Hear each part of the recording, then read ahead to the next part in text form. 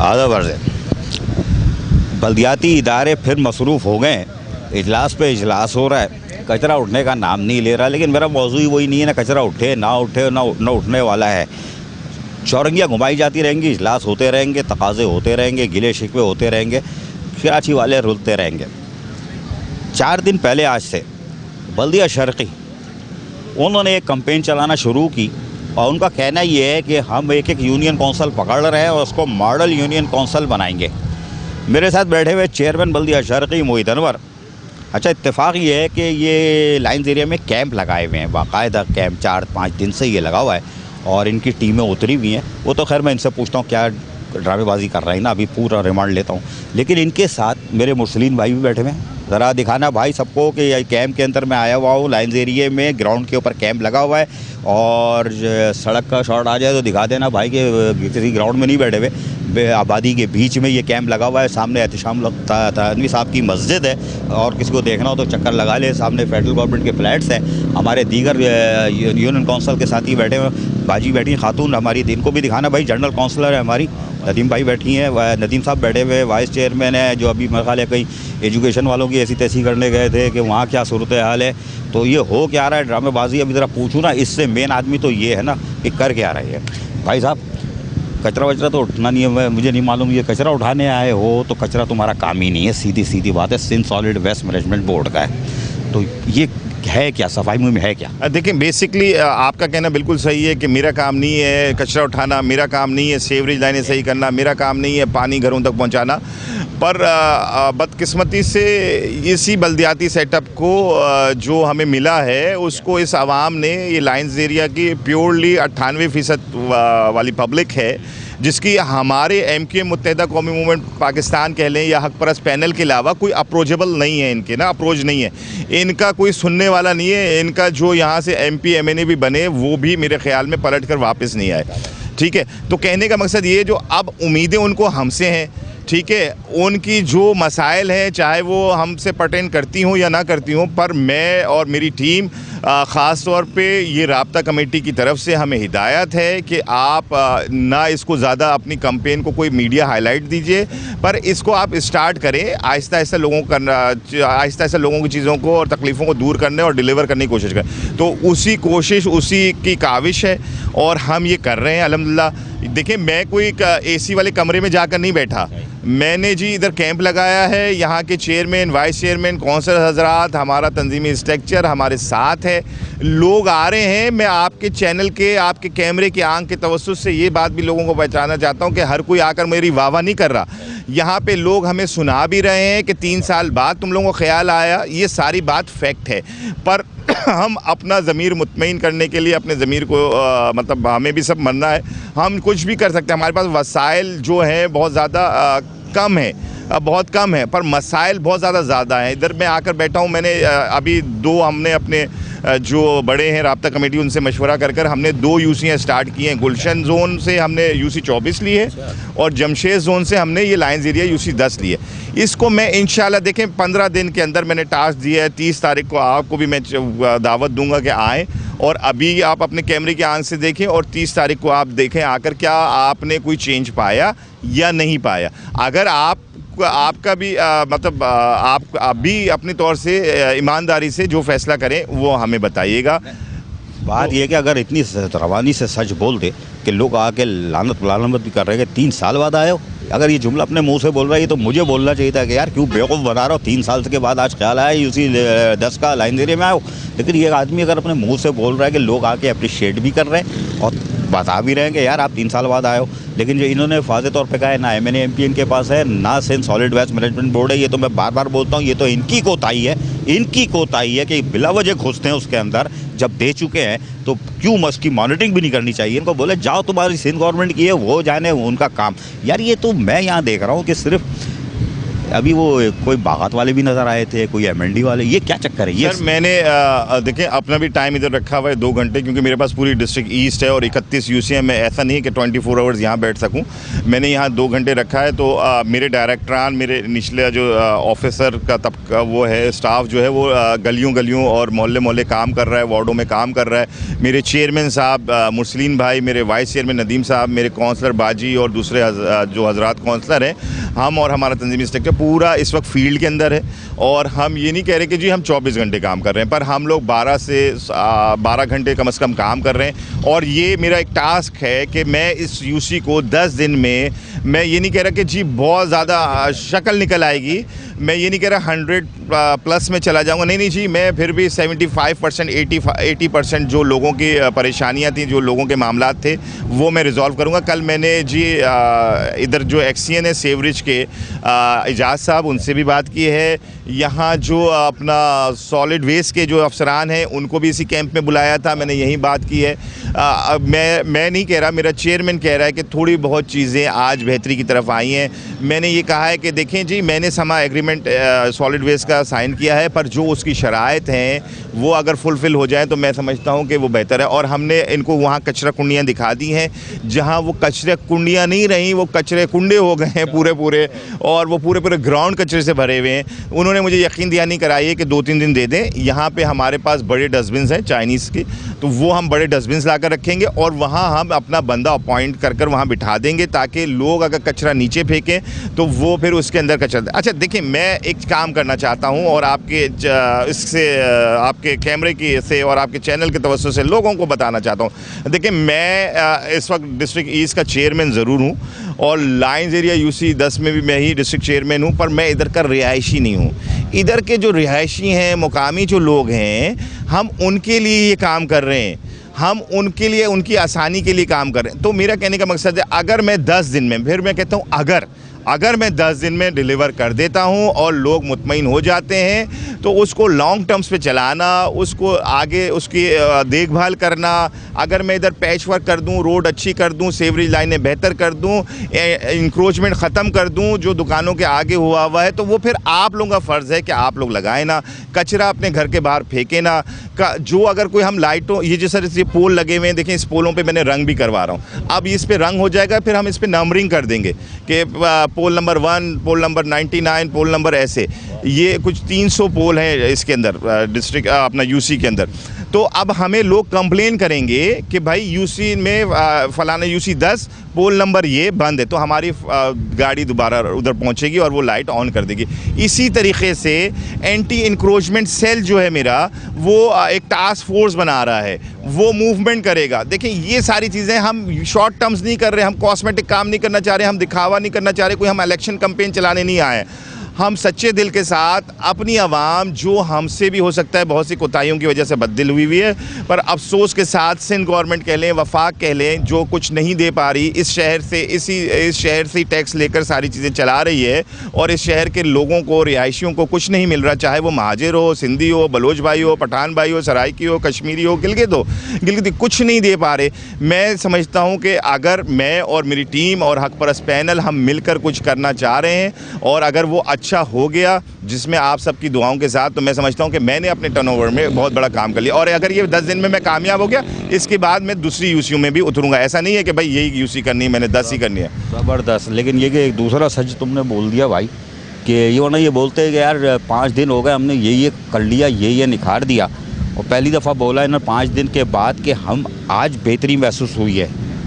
ये सच था कि आज बेहतरी महसूस हो रही है, वरना ये बोलते दूसरे दिन ही हमने बहुत कुछ किले फतह कर लिए थे। लेकिन ये हैरान कुन है मेरे लिए कि यूनियन काउंसिल 24 गुलशन इकबाल टाउन की भी पकड़ी हुई है और लाइन्स एरिया की 10, ये मुझे नहीं पता था गुलशन वाली है। नंबर 2, जो मैंने इनसे पूछा था कि ये जो आपके डायरेक्टर यहाँ नज़र आ रहे हैं, इनकी शक्ल क्या है, तो वो अंदाज़ा हो गया कि यहाँ पूरे डिपार्टमेंट उतरे हुए हैं, तमाम डिपार्टमेंट्स को उतारा हुआ है, पूरी फोर्स यहाँ उतरी हुई है यूसी को मॉडल बनाने के लिए, और 10 दिन में तो अगर ये 40 या 50% रिजल्ट दे देंगे मैं समझूंगा कामयाब होगा। ये 50-60 की बात कर रहे हैं, 60 नहीं दे सकते, लेकिन ये कि अभी और पूछता हूँ यार, माल तो बहुत है तुम्हारे पास, इसकी तो कमी नहीं हंसो नहीं, बहुत माल है आप। देखो बात सुनो, हमारे पास फिगर है, माल बहुत है तुम्हारे पास। तो दूसरा रो रहा है ना, वो सही रो रहा है, रेहान हाशमी। अच्छा तुम्हारे पास माल है, प्रॉपर्टी भी आती है, तुम लगा भी रहो, उससे मुझे सरोकार नहीं है।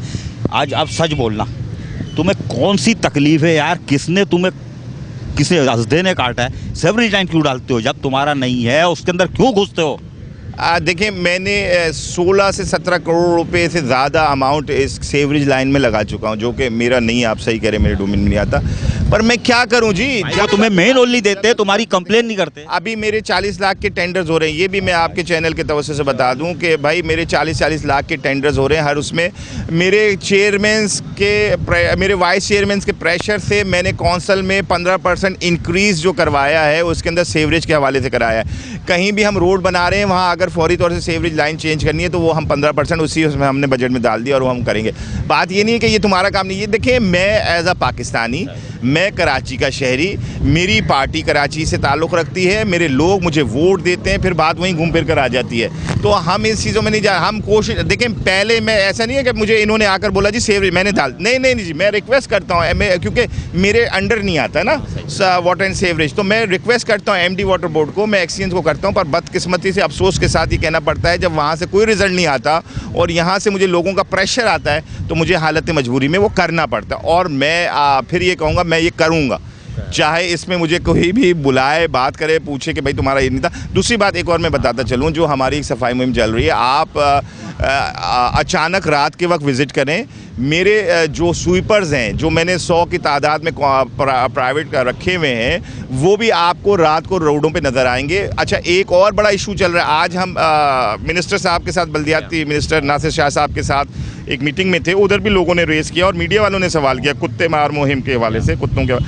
तो सर, वो भी ऑपरेशन हमारा चल रहा है, मैं वो भी करवा रहा हूँ। यहाँ पे डेली रात को कुत्ते पिक किए जाते हैं और टूल प्लाजा से आगे हम ये छोड़ कर आते हैं। और हमने अपने अफसरान को हिदायत की हुई है कि कोई कुत्ते का बच्चे को मारिएगा नहीं, उसको पकड़कर बाहर छोड़िएगा। हमारी एंटी डॉग सेल की गाड़ी भी खड़ी हुई, वो देखिएगा। दूसरी बात ये है कि मैं आपको बताना चाहता हूँ, मैं जैसे ही ये ख़त्म हो रही होगी मुहिम, उसके आखिरी 3 दिन के अंदर पूरी यूसी के अंदर स्प्रे करवाऊँगा, जिससे मच्छर, मक्खी या इस टाइप के जो जरासीम फैल रहे हैं वो भी इंशाल्लाह ख़त्म कराऊँगा। और मैं आपसे ज़रूर बार बार ये रिक्वेस्ट करूँगा कि मेरी ऐसी मुहिमों में आप न आएँ, आप अपने कैमरे मैन भेजकर उसको कवर करें। और जब मैं ये आपको बता रहा हूँ 30 तारीख को मैं प्रोग्राम करूँगा, तो आप भी मेरे साथ गली गली विज़िट करें, हम भी करेंगे। उसमें आप देखिएगा, अगर कोई कोताही हुई तो मैं आपके सामने हूँ, और अगर वो बेहतर हो जाए तो आप, जैसे कि मीडिया वाले बहुत कम अच्छा बोलते हैं, तो कोशिश कीजिएगा कि उसमें कोई अच्छा बोल लें हमारे लिए, अगर अच्छा है। और अगर कैसा आदमी है, जाते जाते भी घसीट रहा है मेरे को,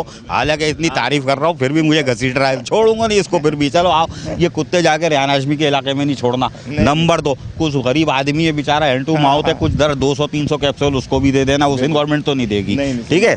अच्छा, मेयर साहब से भी सिफारिश करते ना, 2 गाड़ियाँ ज़्यादा भेज दे उधर, उसका डिस्ट्रिक्ट बहुत बड़ा है, तुम्हारा तो बहुत छोटा है, माल भी ज़्यादा है, अभी कंजूस बहुत ही आ रही है। खैर चलो कोई बात नहीं।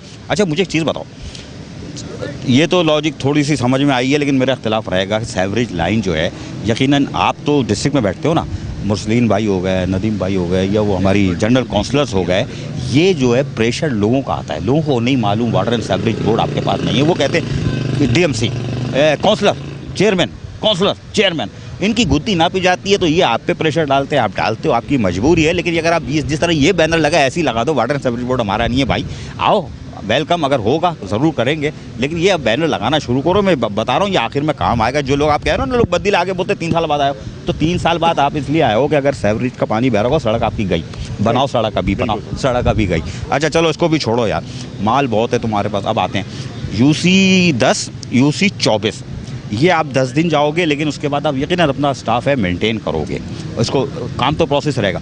इसके बाद आपके पास मज़ीद यूसियाँ हैं, पार्क आप डेवलप करते चले आ रहे हो, वो तो रूटीन में काम कर रहे थे। ये जो सफाई मुहिम गवर्नमेंट की आ रही है, सिंध गवर्नमेंट की जी, सिंध गवर्नमेंट की, यार वो सिंध गवर्नमेंट की क्या है, मेरे तो समझ में नहीं आ रहा। आपकी पार्टिसिपेट सारी मशीनरी आपकी होंगी या आपको ऊपर से कुछ दे रहे हैं वो? देखें, पहले तो मैं शुक्रिया अदा करना चाहता हूँ चीफ़ मिनिस्टर साहब का कि उनको भी इसका ख्याल आया, और फिर चेयरमैन बिलावल भुट्टो साहब का। पर इसके पीछे जाकर देखें कि ये मेन शुक्रिया हमें किसका करना चाहिए। मेरे ख़्याल में मेन शुक्रिया वसीम अख्तर साहब, मेयर साहब का करना चाहिए, जिन्होंने आए दिन ये शोर मचाते रहे कि जी कराची शहर ख़राब से ख़राब होता जा रहा है, यहाँ पे बजट नहीं दिया जा रहा है, ये जो है यहाँ पे कचरे का ढेर लग रहा है, सेवरेज तबाह हो रही है, रोडें टूट रही हैं, पर किसी को इसका एहसास नहीं है। बिल्कुल जी, उसके बाद सुप्रीम कोर्ट ने भी उछाला, उसके बाद जी वफाक को भी होश आया, और अली जैदी साहब कह लें वो भी मौजूद हुए, यहाँ पे आए कराची शहर में, उन नाले साफ, जबकि अब सिंध गवर्नमेंट को भी ख्याल आ गया और 21 तारीख से वो ये मुहिम स्टार्ट कर रहे हैं। तो मैं जी बाकियों को सबको मुबारकबाद, पर स्पेशली वसीम अख्तर साहब को मैं मुबारकबाद देता हूँ कि भाई उन्होंने इतना शोर किया ताकि इसके बाद आवाज़ जो है या इस कचरे की बदबू जो है इनकी नाकों तक पहुँची और इनको भी होश आया। दूसरी बात, दूसरी सियासी पार्टियाँ वो ज़बरदस्ती इसके ऊपर एक वो उन्होंने शोर मचाया, जबकि उनसे पर्टेन नहीं करती।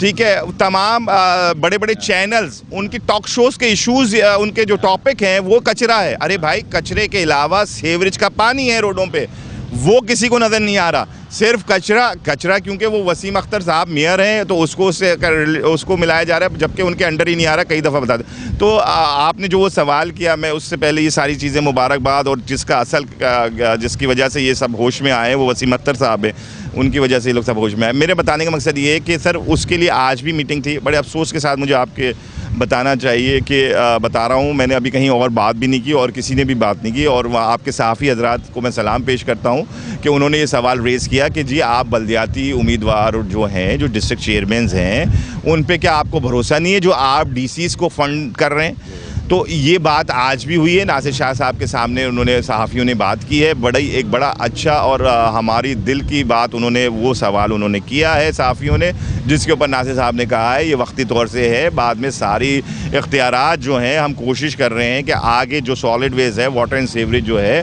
वो जो है सिटी गवर्नमेंट के अंडर और ये जो डिस्ट्रिक्ट के अंडर लिया जाए।